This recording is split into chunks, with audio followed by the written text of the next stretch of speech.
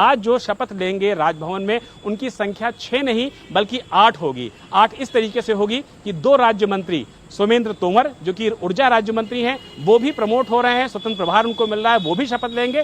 इसके अलावा अजीत सिंह पाल जो कि राज्य मंत्री हैं आईटी विभाग में, साइंस एंड टेक्नोलॉजी विभाग में, उनकी भी शपथ होगी, उनको भी यहाँ पे प्रमोशन दिया जाएगा। तो जो ब्रेकिंग इंफॉर्मेशन है वो यही है कि आज 6 मंत्रियों के बजाय 8 मंत्री राजभवन में शपथ लेंगे, जिनमें 6 नए मंत्री होंगे और 2 वो मंत्री शामिल होंगे जिनमें सोमेंद्र तोमर और अजीत सिंह पाल का नाम शामिल होगा। इनको प्रमोट किया जाएगा। तो ये ब्रेकिंग इंफॉर्मेशन इंडिया टीवी के दर्शक सबसे पहले हमारे जरिए जान रहे हैं। तो यहां पर विशाल ने एक ताजा अपडेट दिया है, बहुत अहम जानकारी उन्होंने दी है। सोमनाथ तोमर और अजीत सिंह पाल ये 2 राज्य मंत्री हैं मौजूदा, जो अब उनका पद बढ़ाया जाएगा, यानी कि अब कैबिनेट मंत्री वो बनाए जाएंगे, आप कह रहे हैं राज्य मंत्री से। और इस तरह से कुल 8 मंत्री आज शपथ लेंगे, 6 नए चेहरे होंगे और 2 को पदोन्नति मिल रही है। आज मंत्रिमंडल विस्तार में कुछ मंत्रियों के विभाग में हेरफेर होने जा रहा है, यानी कि फेरबदल किया जाएगा।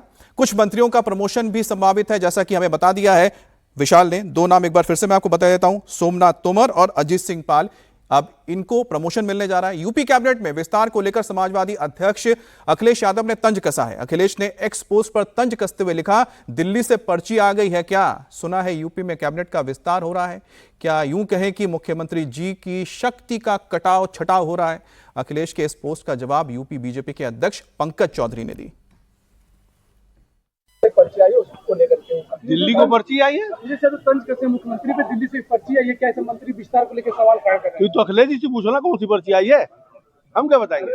मंत्रिमंडल को लेकर विस्तार को लेकर के जो सवाल खड़े कर रहे हैं, मैं कह रहा हूँ फिर कि अगर उन्होंने तंज किया है, कौन सी पर्ची आई है उनको ही पता होगा, जब उनसे बात करो।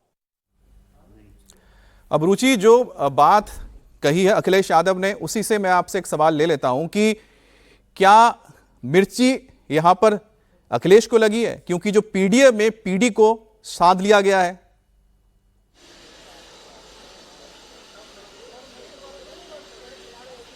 देखिए, अखिलेश यादव जब से वेस्ट बंगाल के नतीजे आए हैं तो अखिलेश यादव की चिंताएं जाहिर है कि बढ़ गई हैं, क्योंकि वेस्ट बंगाल में जहां मुस्लिम आबादी इतनी थी वहां पर जिस तरह की कामयाबी बीजेपी ने हासिल की है, उसके बाद यूपी में विधानसभा चुनाव है।